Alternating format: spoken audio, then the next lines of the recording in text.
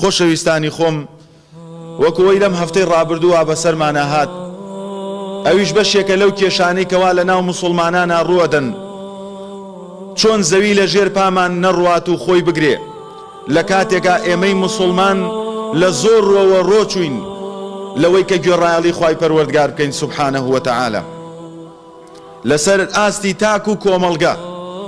خۆشەویستانی خۆم، خوای پەروەردگارە فەرمی وەلەو یوئاخذ الله الناس بما كسبوا ما ترك على ظهرها من دابة.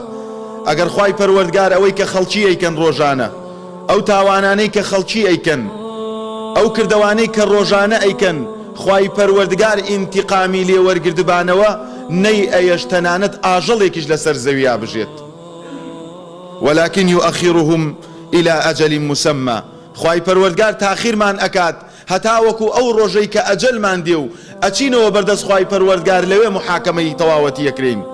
بۆیە خۆشەویستانی خۆم پێویستە لە خۆمان بپرسین لەناو کۆمەڵگەی ئێمەی موسڵمانە کە پێمانەوتری عالەمی ئیسلامی هەل لە ئەندەلوسەوە بیگرە هەتا وەکو ئەگاتە ئەو پەڕی شەرقی وڵاتە ئیسلامیەکان، جنێودان بەخوا و بە پێغەمبەر صلی الله عليه وسلم لە نامۆبوونەوە بووەتە دیاردە برایانی خۆم، بە ناوەی ئازادی ڕادەربڕین و بە ناوەی ئەوەی ئینسان حوڕە چی ئەکا با بیکات.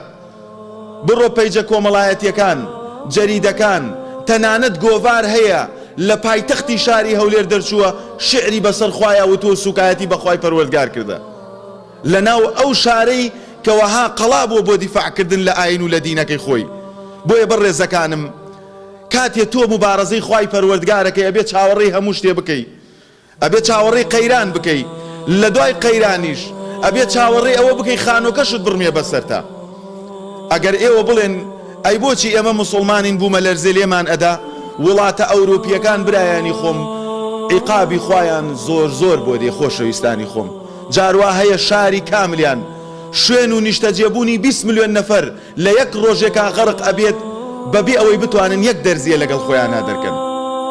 عیقابی خوای پەروەردگار لەسەر زەوی ئەینێرێ بۆ هەموو شوێنێک، بەڵام ئینسان ئەبێ عەقلی لێ وەرگرێ، ئەبێ فێر بێ لێوەی تەوبە بکات و بگەڕێتەوە بۆ لای خوای پەروەردگار سوبحانەه وتەعالە.